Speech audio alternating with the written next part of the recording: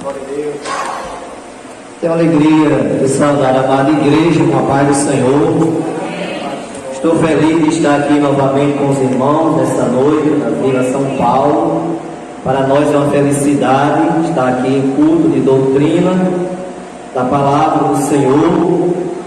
Jesus diz: aquele que ouve e guarda é como a casa edificada na rocha. E estamos aqui nesta noite para ouvir e guardar a mensagem, a palavra e o ensinamento do Senhor Jesus Cristo. Quero agradecer ao nosso irmão Junimário pelo convite e também pela confiança que ele depositou em minha pessoa de estar aqui nesta noite para trazer aqui a palavra de Deus, a doutrina do Senhor Jesus. Meus irmãos, a leitura feita nesta noite é uma leitura muito apropriada para a doutrina escrita pelo apóstolo Paulo, mas nós queremos, nesta oportunidade, com a igreja, lermos alguns versículos no Evangelho de João. Quando nosso irmão lançou o convite, eu orei a Deus pedindo uma palavra, e o Senhor colocou em meu coração esta passagem de João capítulo 15, a começar do versículo 1. Jesus aqui ele dá as últimas instruções aos seus discípulos. Diz assim a palavra do Senhor: eu sou a videira verdadeira, e meu Pai é o lavrador. Toda a vara em mim que não dá fruto, atira, e limpa toda aquela que dá fruto, para que dê mais fruto. Vós já estáis limpo pela palavra que vos tenho falado. Está em mim e eu em vós. Como a vara de si mesma não pode dar fruto se não estiver na videira, assim também vós, se não estiverdes em mim. Eu sou a videira, vós as varas. Quem está em mim e eu nele, esse dá muito fruto, porque sem mim nada podeis fazer. Até o versículo de número 5.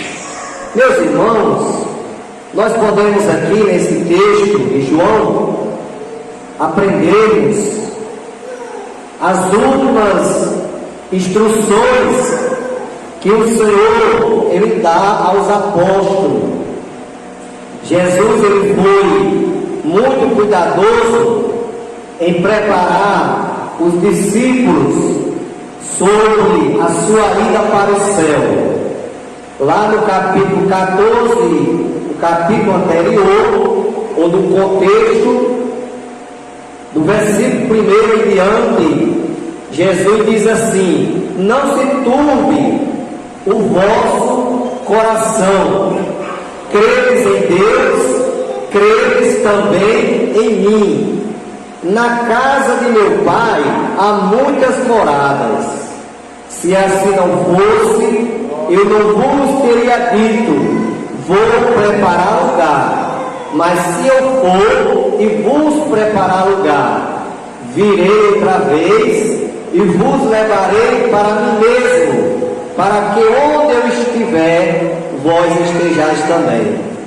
Então Jesus ele foi muito cuidadoso, teve o cuidado de preparar os discípulos, porque ele sabia que haveria ali um choque para os discípulos, porque ali em quase 3 anos, Jesus ali conviveu com os apóstolos, pregando o reino de Deus, fazendo milagres, e a partir daquele momento, como já estava determinado pelo Pai, era necessário ele ir para o céu, porque se ele não fosse, o Consolador não viria, que é o Espírito Santo.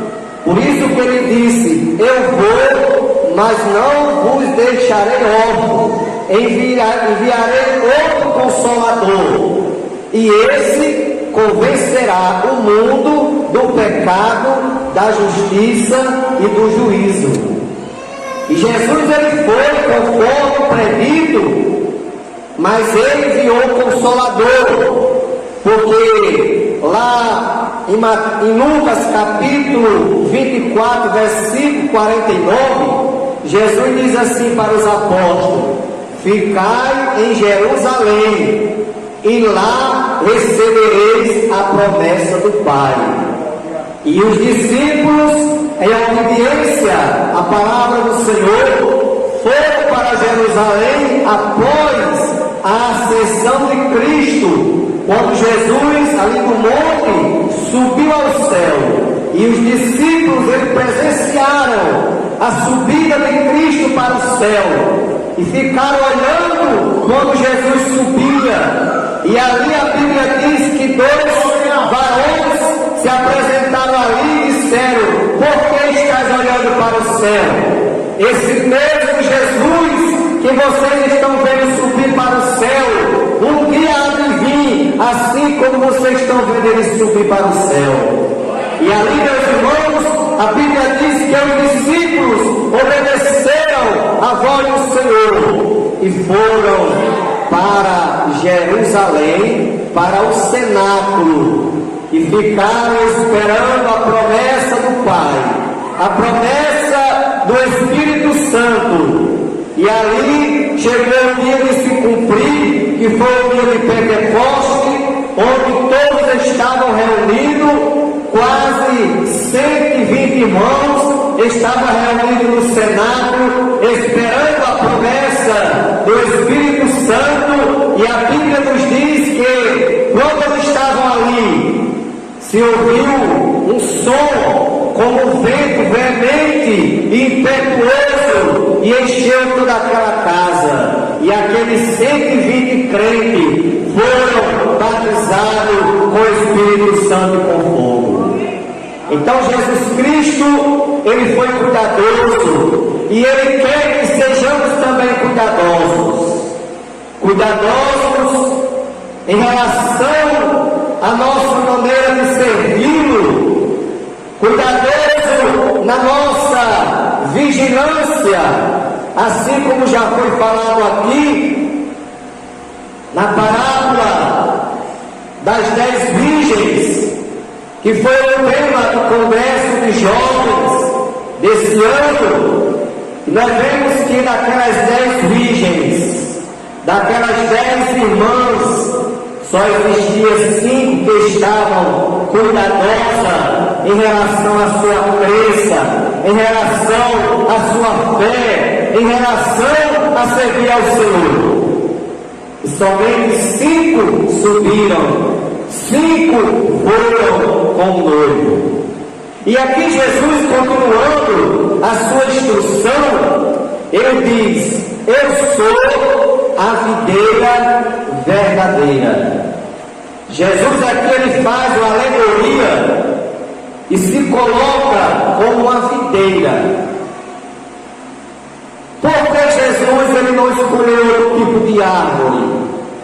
Talvez uma palmeira, uma figueira, outro tipo de árvore. Mas Jesus ele tomou aqui o exemplo da videira, porque a videira, para ela crescer para cima, ela precisa de ajuda. Por isso que Jesus ele colocou essa alegoria, ele contou esta parábola, ele se colocou no lugar de uma videira, porque a videira é uma árvore que precisa de ajuda para crescer. E ele diz: eu sou a videira verdadeira.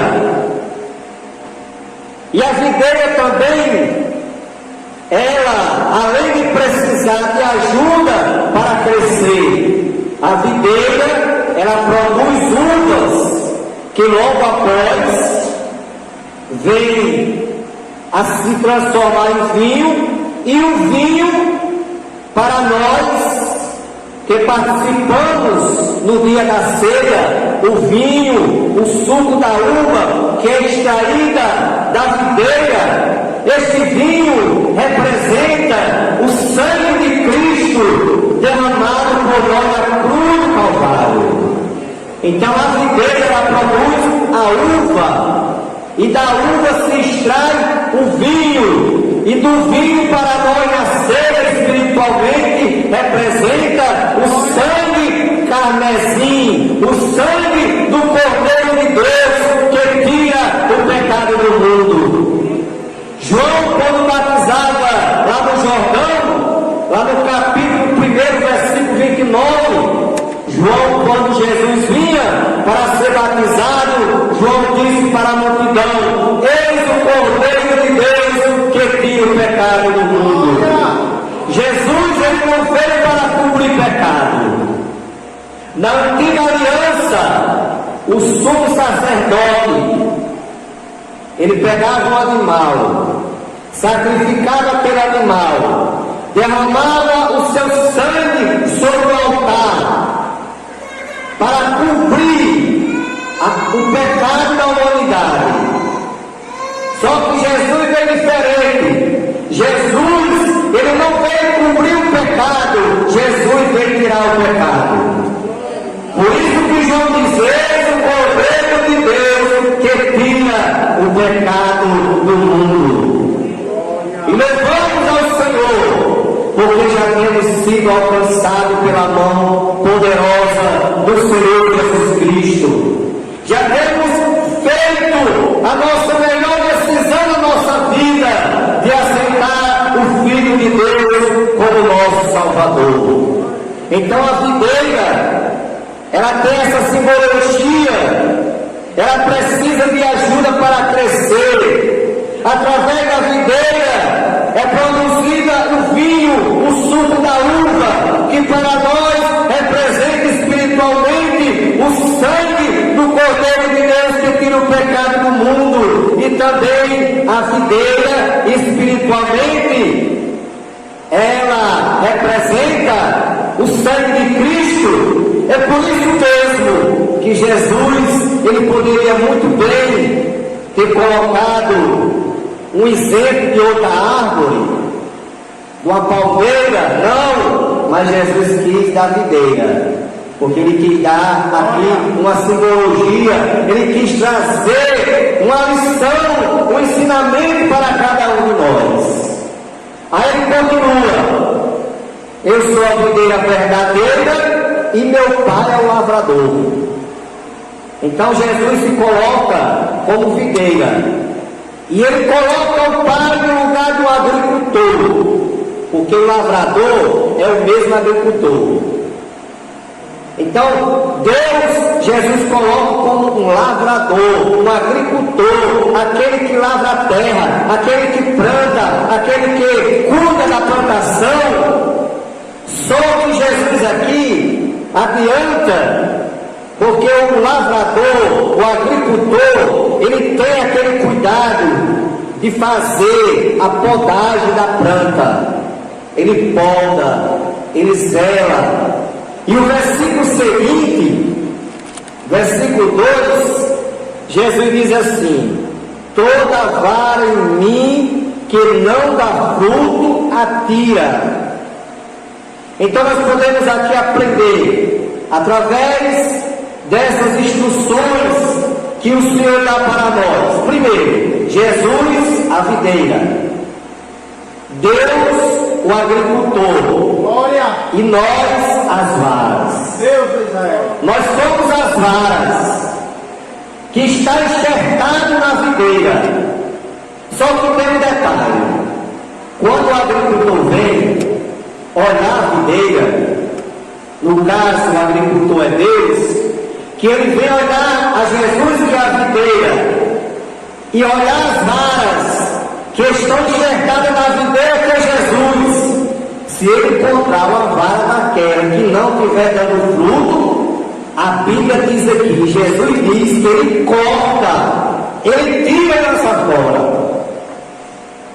Porque Jesus, Ele quer que a igreja frutifique. Se você chegar no pé de videira, você vai observar uma coisa, que a uva, ela não produz no caule, que nem o pé de jaca. Porque os irmãos sabem que a jaca, ela é dada no caule, nasce no caule da planta. A uva não, ela nasce nas varas, nos galhos.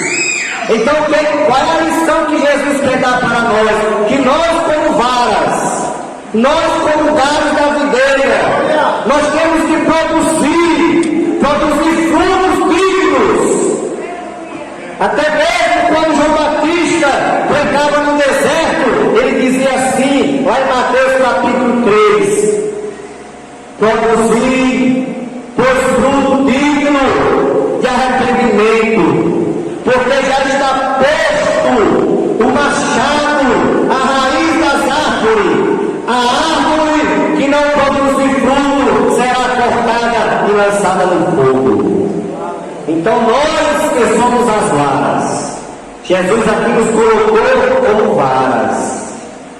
Cada um de nós, cada irmão, cada irmã, cada jovem, cada criança é uma vara enxertada na videira que é Cristo. E nós, como varas, nós temos que produzir. Certa vez, Jesus chegou, ele estava com fome, e ele ia passando, e tinha um pé de figueira, e a Bíblia diz que Jesus se dirigiu àquele pé de figueira, para saber se ali tinha algum fruto. E quando Jesus chegou ali, quão grande foi a decepção de Jesus! Não encontrou o fruto daquele pé de figueira. Está lá em Mateus 21, 18 ao 20. E Jesus ali diz a Bíblia que ele amaldiçoou aquele pé de figueira. E no outro dia, quando eles voltaram, os discípulos ficaram admirados, pasmados, porque viram aquele pé de figueira murcho, seco.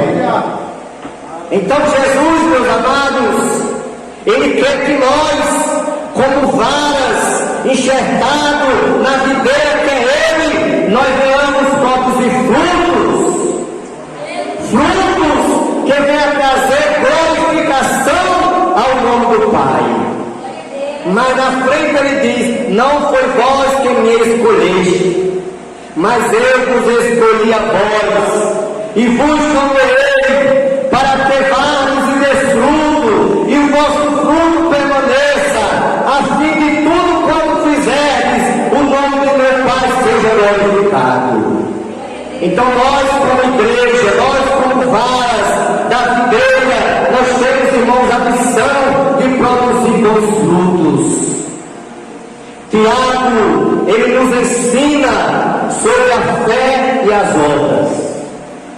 Ele diz que a fé sem as obras ela é morta, assim como o corpo sem espírito. Glória!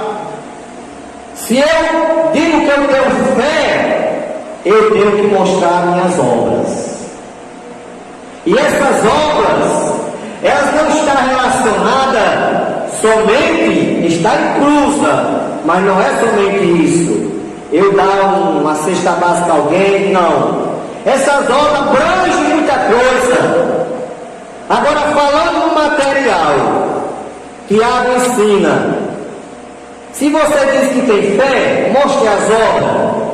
Se chegar um irmão necessitado na sua casa, uma pessoa necessitada, e você tiver com o seu armário repleto de alimento, se você não der nada daquilo àquela pessoa, apenas disser, vá, Deus te abençoe, cadê as obras? Para eu mostrar minhas obras, irmãos, para eu mostrar que eu tenho fé, eu tenho que ter obras também. Porque essas obras, irmãos, é independente da pessoa ser crente ou não ser. A caridade, ela tem que ser praticada independente da pessoa servir a Deus ou não servir. Agora, servindo, aí é que tem que fazer, porque conhece a verdade, a palavra do Senhor. Nós como cristãos, nós como igreja, nós temos a missão, a responsabilidade de filhos de Deus de ajudar o nosso próximo, se nós estivermos em condição. Agora, se você não está em condição, apenas você também tem uma maneira de ajudar, orando. Porque você não pode também fazer um sacrifício de touro. Vou dar um exemplo aqui bem simples. Você na sua casa tem apenas um pão para os seus filhos tomar o café da manhã. Então, se chegar uma pessoa pedindo um pão a você, então você não pode pegar o pão que tem para dar para os seus filhos e dar para aquela pessoa, não pode. Por quê? Porque você está fazendo um sacrifício de touro. É aquele ditado do mundo, é cumprindo o santo e descobrindo o outro. Você está cumprindo o santo e descobrindo o outro. Sair do sacrifício é uma coisa que você está fazendo sem sabedoria. Você apenas, olha, meu bem, me perdoe, eu não estou em condição de lhe ajudar materialmente, mas eu vou orar por você, para Deus lhe abençoar e abrir as portas, e usar uma pessoa que tenha condição para lhe ajudar. Porque se você não pedir sabedoria a Deus, porque Tiago até o início ensina, vós que não tereis sabedoria, peça a Deus que a todos dá liberalmente e não me lancem roxo. Então, se eu não tenho sabedoria, eu tenho que pedir a sabedoria a quem é o dono da sabedoria. E o dono da sabedoria é Deus. Porque se eu pegar esse pão que eu tinha para meus filhos tomar o café da manhã e dar àquela pessoa que está pedindo ajuda para me mostrar que eu sou uma pessoa crente, fiel, eu vou trazer um problema para dentro da minha própria casa. Porque quando aquela pessoa sair, aí os meus filhos vão dizer: pai, e o pão? Eu quero pão para tomar com café, e agora? Então, para tudo, irmão, tem que ser feito com ordem e com decência, tem que ser feito com sabedoria. Então aqui Jesus, ele dá a instrução aos discípulos, aí diz: toda vara em mim que não dá fruto atira, e limpa toda aquela que dá fruto, para que dê mais fruto. Então, todos nós, vamos dar um exemplo. Cada um de nós, se nós tivermos um pé de árvore no quintal da nossa casa, que não esteja dando fruto, qual é a nossa atitude? Nós procuramos arrancar aquele pé de árvore e plantar um que dê fruto. Você vai gastar água em pé de árvore, não, sem dar fruto? Você vai pegar, tirar ele e plantar um que dê fruto. Do mesmo jeito Deus faz com cada um de nós. Nós somos as varas enxertadas na videira que é Cristo. Aí o agricultor vem, o lavrador vem, Deus, que no caso é Deus aqui, Jesus coloca Deus como lavrador. Aí Deus limpa as que estão dando fruto, para que dê mais fruto. Mas as que não estão dando fruto, ele corta e lança fora. Diz que lá em Israel, quando eles colhem o trigo, os irmãos sabem que tem a parábola do trigo e do joio. Aí eles fazem aquele montão de palha misturada com o trigo. Aí ele tem lá uma ferramenta, tipo uma pá, só que não é uma pá que nem essas nossas não. É assim, tipo um rastel, só que os dentes do rastel é para frente, é grande. Aí eles ficam pegando aquela palha e jogando para cima. Aí o vento leva a palha e deixa o trigo. Só cai o trigo ali.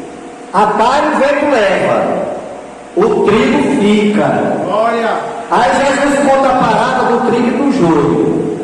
Que certo homem plantou, fez um plantio de trigo, e quando foram olhar, estava nascendo joio. Aí os empregados disseram, perguntaram a ele quem é que tinha feito aquilo. E o dono ali disse que tinha sido o inimigo que tinha feito aquilo. Tinha plantado o joio no meio do trigo. E os seus empregados perguntaram se eles podiam arrancar o joio Aí não, deixe crescer junto. Na colheita, vocês pegam o joio, arranque ele, separe e queime. E o trigo coloca no celeiro. Olha. É isso que Jesus vai fazer quando ele voltar. Aleluia. Todos nós sabemos que a escolha vai ser dentro da igreja. Foi o que bem pregou o pastor no sábado ali no tempo sério. Nós sabemos que a escolha vai ser dentro da igreja. Jesus vai voltar, como ele prometeu, para arrebatar a igreja.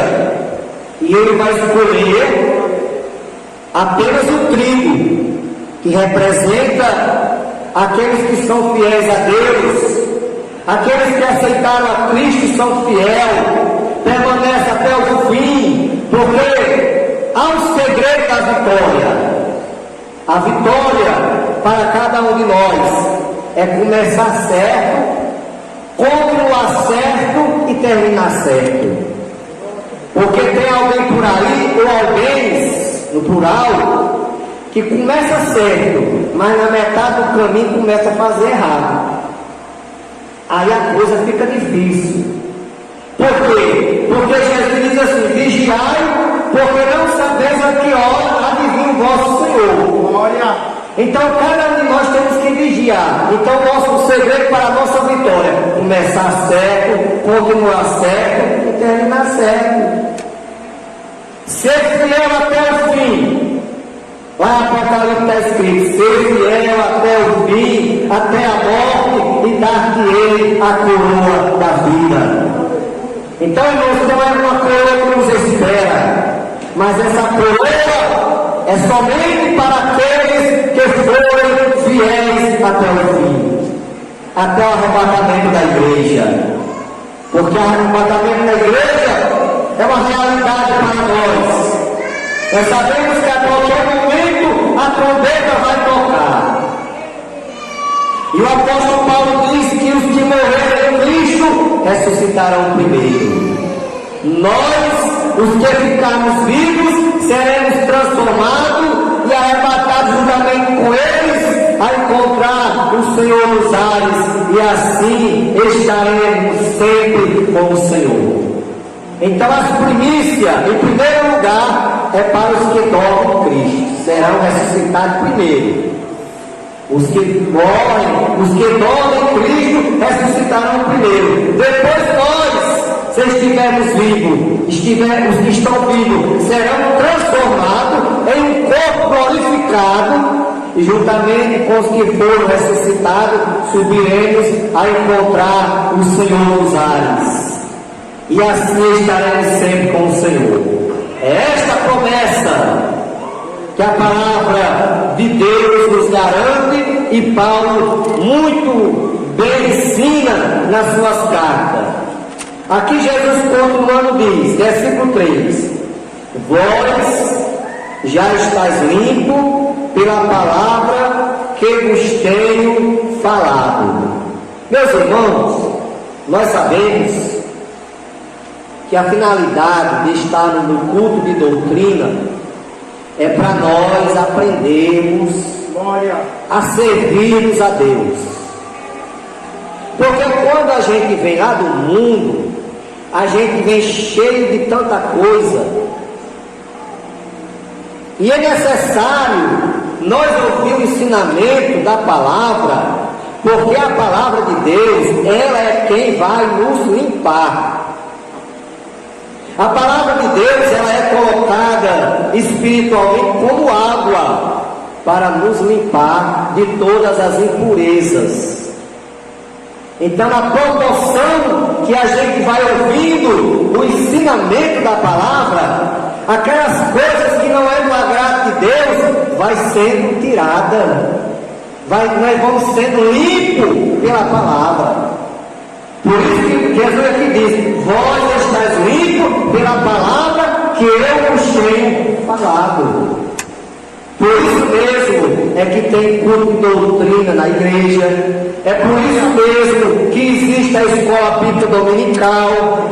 É para nós aprendermos, e a palavra ela vai nos limpando, porque a palavra, ela representa espiritualmente água, ela representa fogo, porque o fogo também purifica.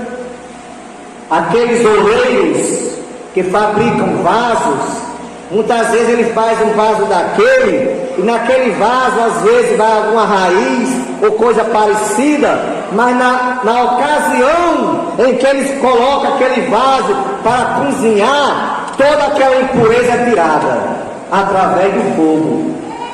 Então a palavra de Deus também, ela é representada como fogo que purifica. Jesus, certa vez, no capítulo 4 de João, uma mulher samaritana foi tirar água, e Jesus estava sentado à beira daquele poço, e quando a mulher tirou água, Jesus se dirigiu para aquela mulher e disse: dá-me de beber. E aquela mulher disse: como sendo tu judeu, me pede de beber a mim, que eu sou mulher samaritana? Porque os judeus não se comunicam com os samaritanos. Aí Jesus disse: ó mulher, se tu conhecesse quem é o que te pede de beber, tu lhe pediria e ele te daria água viva. Tu vai beber desta água, mas tu vai tornar a ter sede. Mas aquele que beber da água que eu lhe der, nunca mais terá sede, porque a água que eu lhe der se fará uma fonte d'água que salta para a vida eterna. E esta fonte, e esta água é a palavra de Deus. A palavra de Deus é uma fonte que nos vai conduzir à vida eterna. Todos que andam no mar, os marinheiros, eles conduzem um objeto chamado bússola. Olha. E através daquela bússola, ele vai chegar ao local que ele deseja chegar. A nossa bússola é a palavra, é a Bíblia. É através da palavra de Deus que seremos direcionados ao céu, através dos ensinamentos da palavra. Quando ouvimos, quando guardamos a palavra, quando obedecemos, quando andamos nos mandamentos do Senhor, aí nós estamos sendo direcionados aos céus. Então, a palavra do Senhor, ela também representa, conforme o salmista, no Salmo 119, versículo 105, o salmista diz: lâmpada para os meus pés é a tua palavra e luz para o meu caminho. Então a palavra, irmãos, ela é lâmpada para os nossos pés, para que a gente não venha tropeçar. A palavra representa lâmpada. É luz para o nosso caminho, para nos guiar, para nós enxergar o que está na nossa frente. Ela clareia, ela ilumina. Por quê? Porque a palavra de Deus é luz para o nosso caminho. Então a palavra do Senhor, ela representa muitas coisas. No versículo 3 ainda, como aqui nós já temos lido, no versículo 4, Jesus aqui diz assim: estais em mim e eu em vós. Como a vara de si mesmo não pode dar fruto se não estiver na videira, assim também vós, se não estiverdes em mim. Então, irmão, da mesma forma que se um galho de uma árvore não tiver enxertado naquele pé de árvore, se ele estiver quebrado, se ele estiver desligado, ele não consegue dar fruto. Da mesma maneira somos nós, se nós não tivermos enxertado na videira que é Cristo. Nós precisamos estar enxertados em Cristo, que é a videira, para que venhamos produzir frutos, e frutos dignos, que venha realmente levar o nome de Deus a ser glorificado. No Salmo 1, é um salmo muito maravilhoso, conhecido. O salmista diz assim: bem-aventurado o varão que não anda segundo o conselho dos ímpios, nem se detém no caminho dos pecadores, nem se assenta na roda dos escarnecedores. Antes, o seu prazer é na lei do Senhor, e na sua lei medita de dia e de noite. Pois será como uma árvore plantada junto ao ribeiro das águas, a qual dá o seu fruto na estação própria, cujas folhas não caem, e tudo quanto fizer prosperará. O crente, irmãos, que guarda a palavra, o crente que está enxertado na videira, ele é como uma árvore que as suas raízes estão na água. Pode vir o calor, pode vir a seca, mas ela nunca deixa de dar fruto. Do mesmo jeito é o crente. O crente que está enxertado na videira. Pode vir o que vier, irmão, mas ele continua o mesmo crente. Pode vir corona, pode vir virose, pode vir covid, pode vir o que vier. Ele continua dando fruto. Sabe por quê, meus irmãos? Porque Jesus, ele disse uma coisa que nenhum crente deve se esquecer: no mundo tereis aflições, mas tenha ânimo, eu venci o mundo. Então já está garantida a vitória para nós. Eu venci o mundo. Se ele venceu o mundo, nós estamos já com a vitória na mão, porque ele venceu por nós. Então não é porque acontece uma coisa ou outra que a gente vai se esquecer de Jesus, perder a nossa fé. Não, vamos continuar, independente do que venha ao nosso encontro, vamos continuar servindo ao Senhor da mesma forma que nós aprendemos. Paulo diz: permaneça naquilo que aprendeste, e de que foste inteirado, sabendo de quem tens aprendido. Então, irmãos, nós vamos permanecer naquilo que aprendemos. A palavra de Deus, a Bíblia, os bons ensinamentos que Deus nos deu através dos nossos pastores, nós vamos guardar, vamos permanecer firmes na palavra do Senhor, guardando a palavra. Então precisamos, como vara, estar ligado na videira para darmos fruto, porque assim estaremos fazendo conforme Jesus nos ensina na sua palavra.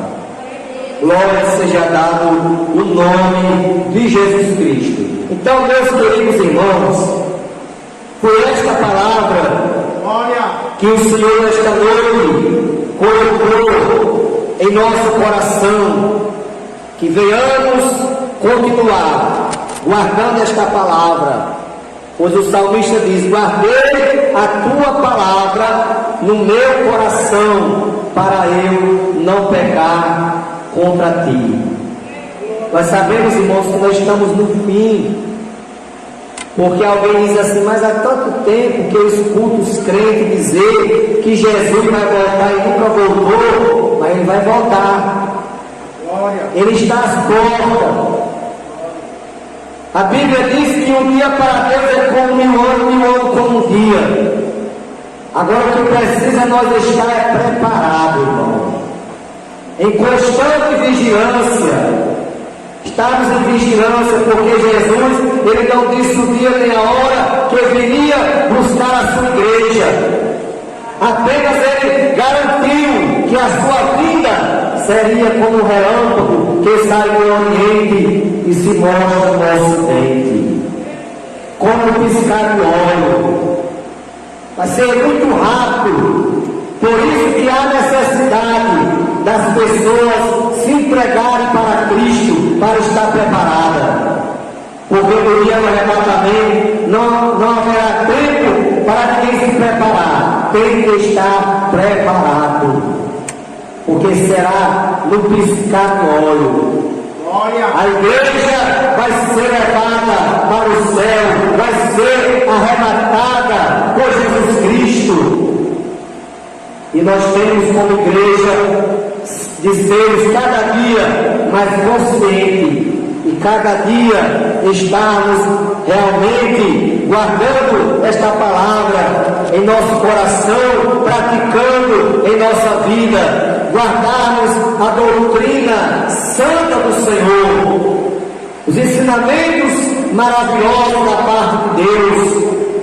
Pois lá em Josué, capítulo 1, versículo 8, Deus diz: não se aparte da tua boca o livro desta lei, antes medita nele de dia e de noite.